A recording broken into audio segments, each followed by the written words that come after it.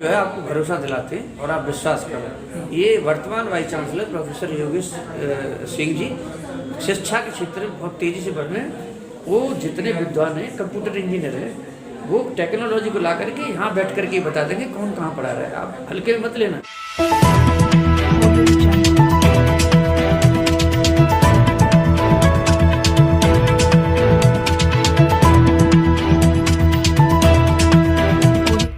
इस news channel पर जो भी वक्ता ने कहा वो उसकी अपनी राय है, जिसकी पुष्टि नेशन न्यूज इंडिया नहीं करता। धन्यवाद। नेशन न्यूज इंडिया चैनल में आपका हार्दिक स्वागत है। साथियों, इन शख्सियत को आप जो देख रहे हैं, ये शख्सियत नाम की मोहताज नहीं है और नाम की क्या चर्चाओं में हर समय रहते हैं। प्रोफेसर हैं, नाम है धनीराम, और सब्जेक्ट भी ऐसा है जो कॉमर्स का सब्जेक्ट है, जो आज देश त्राही कर रहा है, अर्थव्यवस्था को लेकर त्राही कर रहा है। हम उसके बाद में करेंगे। सर, आपका नेशन न्यूज इंडिया चैनल में आपका हार्दिक स्वागत। सर, आज दिन पर दिन एजुकेशन जो है डाउन होती जा रही है, दिन पर दिन एजुकेशन जो गिरती जा रही है। आपके क्या माध्यम है, क्योंकि आप तो कॉमर्स के प्रोफेसर रहे हैं, और दिन पर दिन महंगी होती जा रही है, और जो जिनको शिक्षा मिलनी चाहिए तो उनको शिक्षा नहीं मिल पा रही है।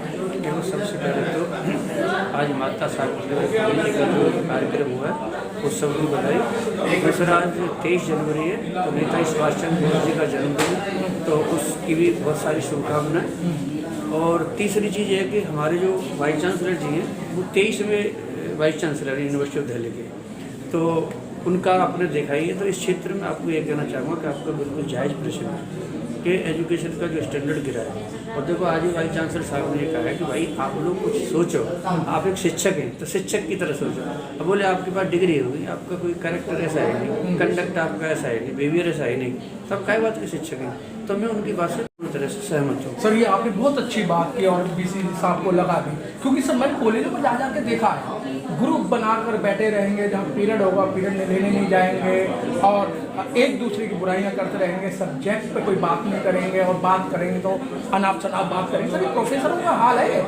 ऐसा है कि यहाँ पर तो आप गलत हैं। बहुत सारे हजारों में संख्या में प्रोफेसर ऐसे जो खून पसीना बहा रहे हैं, लेकिन कुछ प्रोफेसर ऐसे जो आप बिल्कुल सही कह रहे हैं, उनका काम कुछ न कुछ सुबह से आना, सरकारों को पूछना, सरकार ने ये नहीं किया, सरकार ने वो नहीं किया, इसका ये हो रहा है, उसका हो रहा है, मतलब पूरी तरह से राजनीतिक डूबे हुए हैं। और इधर है नहीं, खुद तो क्लास लेते नहीं। उनको पता है कि जिस गरीब, जैसे दिल्ली यूनिवर्सिटी में गरीब तबका पढ़ता है, SC, ST, OBC, women, economic weaker section, तो उन सबको पता है। तो वो एक बड़ा षड्यंत्र है कि जब क्लास ही नहीं लोगे तो उनको मिलेगा क्या, क्योंकि शिक्षा जो एक ढाल है, शिक्षा जो हथियार है, वो उसी को कहते हैं कि पढ़ाई मत, जब पढ़ेगा ही नहीं तो बढ़ेगा कैसे इंडिया। तो जो आप सोच रहे हैं उसके पीछे की एक बहुत बड़ा षड्यंत्र है। लेकिन इसमें ऑनरेबल वाइस चांसलर जी बहुत बढ़िया काम कर रहे हैं। उनकी बिल्कुल नज़र है कि भाई कहाँ कहाँ पर क्लास नहीं है रही, कौन कौन नहीं कर रहा है। मैंने एक चिट्ठी लिखी थी ऑनरेबल वाइस चांसलर साहब को, उन्होंने फटाफट पूरी दिल्ली यूनिवर्सिटी के प्रिंसिपल्स को, डायरेक्टर्स को, हेड्स को लिख दी कि भाई इंश्योर करो रेगुलर क्लासेस हो रही है। तो ऐसा तो नहीं बच नहीं पाएंगे, आप ध्यान रखें, क्योंकि उनके खिलाफ कार्रवाई होगी। और ये दत्तक वाले जो ग्रुप चलते हैं, फिर और 50-100 को इकट्ठा कर लेते हैं, ये शिक्षकों को नहीं देख रहा है। देखने वाली बात है कि कोई राष्ट्र के निर्माता हैं, आप चाह के कहे जाते हैं, और क्या आप अपना बिहेवियर दिखा रहे हो। समाज में आपको कोई देखता भी होगा, आपको कोई फेसबुक पे भी देखता होगा, तो ऐसी सिचुएशन में आप खुद अंदाजा लगा सकते हैं कि टीचर की जो एक गरिमा थी, जो राष्ट्र का निर्माता था, आपने कहाँ पे उसको मतलब किस तरह से कर दिया है। तो जो अब आप कहते हैं कि जी प्राइवेटाइजेशन ना हो, तो एक बात है, प्राइवेटाइज जब क्लास नहीं लोगे, बच्चा नहीं आएगा तो प्राइवेटाइजेशन कैसे नहीं होगा। तो मैं तो ये कहना चाहता हूँ, पे बैक सोसाइटी का माता सावित्री फुले जी का जो विजन था, जो महात्मा फुले जी का जो विजन था, पे बैक टू सोसाइटी जब होगा, जो कहते हैं ना जिस बात को, ऊपरी क्लास में जाए, पहले बच्चों को पढ़ाएं। तो जब बच्चों को पढ़ाएंगे, जब आप शिक्षा देंगे तभी तो बढ़ेगा इंडिया। तो विद्या और शिक्षा दोनों को समझने की आवश्यकता। प्रोफेसर साहब जिनकी आप बात कर रहे हैं और जिनको मैं कह रहा हूँ क्लास में नहीं जाते, सर उनके हाथ बड़े लंबे हैं, और हाथ इतने लंबे हैं, अगर आप शिकायत करते तो आपको बहुत जल्दी ट्रांसफर हो जाएगा, आपको किसी गफलत में फंसा गया और आप पे जो कार्रवाई हो जाएगी। ये मैंने देखा है सर। यहाँ पे आप गलत हैं। पता कब होता है, ये वाइस चांसलर साहब के ऊपर भी निर्भर करता है। जब ऊपर से अथॉरिटी चाहती है ना, तो कोई माई कलाल नहीं है आपसे आँख में मिला दे। हाँ, अगर यूनिवर्सिटी कभी ढीली पड़ जाए उनको कुछ करने के लिए, वो अलग चीज़। अदरवाइज तो अब एग्जाम्पल आपकी वाइस चांसलर ले लो, वो बख्शने वाले नहीं। आपको रुक जा जरा, चुनाव हो जाने तो 9 फरवरी का, तब आप बात करना मेरे से। NEP को न्यू नेशनल एजुकेशन पॉलिसी के तहत में वो जितने विद्वान हैं, कंप्यूटर इंजीनियर हैं, वो टेक्नोलॉजी को ला करके यहाँ बैठ करके बता देंगे कौन कहाँ पढ़ा रहा है। आप हल्के में मत लेना, सिर्फ 2-4 महीने की बात करिए बस। अगला देखना डूटा का चुनाव कोई प्रचार करके दिखा दे, या इस तरह की जो बदतमीजियाँ हो रही हैं आप इनको देखना नहीं होने देंगे। तो कहने का मतलब है शिक्षा पे ला रहे हैं, और यूनिवर्सिटी ऑफ दिल्ली को वर्ल्ड क्लास बनाने के लिए पहले शिक्षक जी में 5 घंटे तो रहें। जब क्लास ही नहीं लोगे, 5 घंटे ही नहीं दोगे, तो आप यूनिवर्सिटी को कैसे ऊँचा बनाओगे? प्रोफेसर साहब, फिर मैं आपको एक कड़वा क्वेश्चन, आप जहाँ एजुकेशन की बात कर रहे हैं, शिक्षा की बात कर रहे हैं सर, आज भारतवर्ष के अंदर दिव्य ज्योति की बात कर रहे हैं, की जा रही है, चमत्कार की बात की जा रही है, कहाँ है सर एजुकेशन? देखो पूरे देश के अंदर चमत्कार चल रहा है सर। देखो ऐसा है कि जो वो कोई भी काल रहा होगा, वो हर काल में ये चीज़ थी। उस काल में भी डॉक्टर बाबा साहब अम्बेडकर साहब ने जन्म लिया, और जो 2500 सारी व्यवस्था थी ना, उसको एक एक कलम सेक्शन आर्टिकल 13 उसे कम से कम इंडिया में जोड़ के ना सब कुछ खत्म कर दिया। तो आप कम से कम पढ़े लिखे बुद्धिजीवी हैं, और आपकी पत्रकारिता में बहुत मारे हैं, आप इस चीज़ को जानते हैं कि ये प्रॉब्लम है।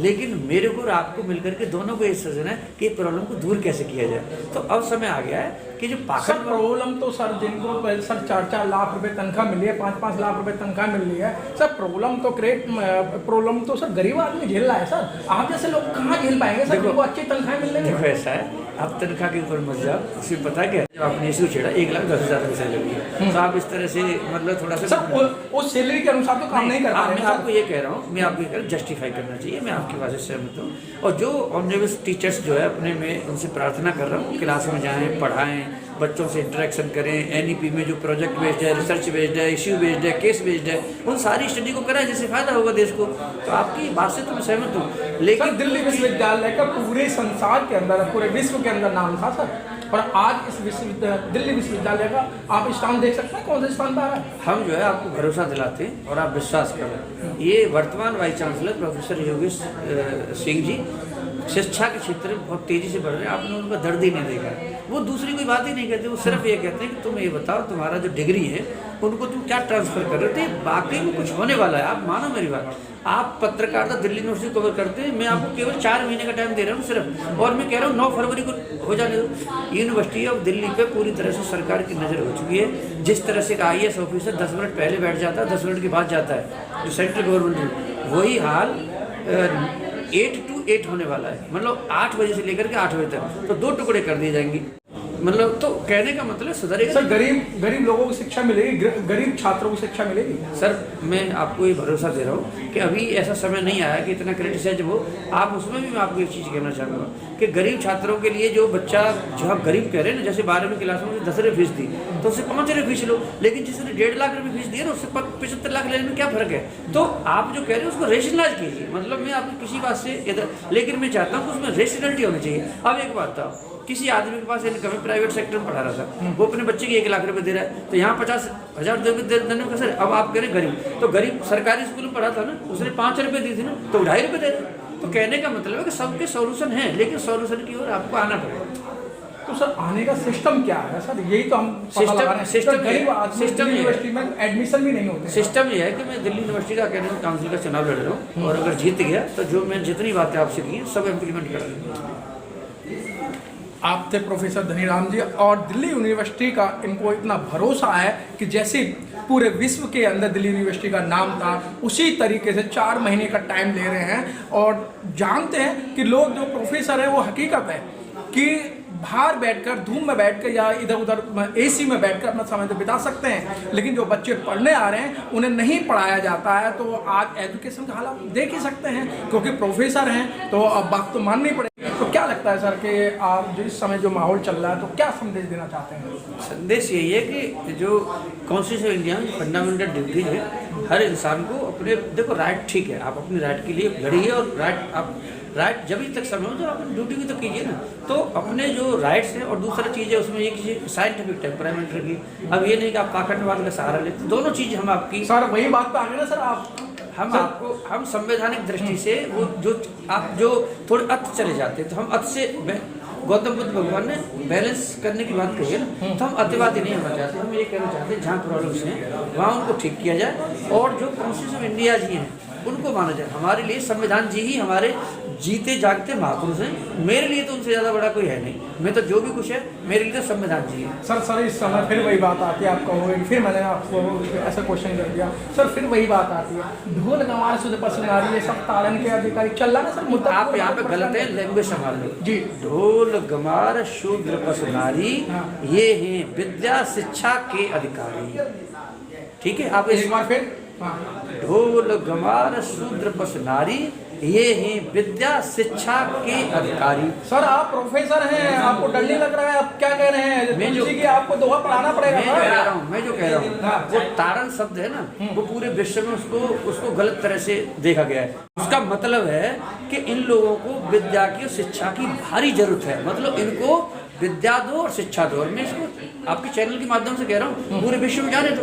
वो कहेंगे अरे यार इसलिए सही कह रहा है। तारण का मतलब जो है ना, ये बिल्कुल संस्कृति को बदनाम मत करो, सनातन धर्म को भी बदनाम नहीं करना चाहिए। हम सनातनी पहले धर्म जो है ना, ये हिंदू धर्म नहीं था। हिंदू तो ये बाद का, हिंदुत्व तो बाद में है, धर्म है सनातन। तो उसके तहत में आप ऐसे मत समझो कि जाति प्रथा थी। जाति प्रथा भी आपको बता देता हूँ, ये ऋग्वेद के 9वें उस चैप्टर में है। ये पहले कहाँ जाति प्रथा, कोई न जाति प्रथा थी न कुछ भी थी। एक मिनट सुनो। और वहाँ पर भी जो सभा थी ना, तो उसकी जो हेड होती थी वो सभापति थी। हमारे चरित्र को और हमारी चीज़ों को इस तरह से प्रेजेंट किया गया कि उसको तहस नहस कर दिया। मैं आपको बताना चाहता हूँ कि सबसे ज़्यादा जो आप कह रहे हैं ना, इनको विद्या की शिक्षा की आवश्यकता है। और इस ओर आप और हम सब पत्रकार मिलकर के, प्रोफेसर मिलकर के बढ़ रहे हैं। और इसमें जो साधु संत हैं, जो ऋषि मुनि हैं, वो भी इस बात को स्वीकार करते हैं कि भाई जिन्होंने कहा था, जिस समय पे कहा था everything depends time situation condition in the world, तो वो उस किस संदर्भ में कही थी। तो वो शब्द जो है ना, उसको आप इस तरह से भी देख सकते हैं। देखिएगा, जो एक दोहा जो चला आ रहा है और आज बहुत बड़ा मुद्दा बन चुका है, उसका भी छंदी विच्छेद कर दिया।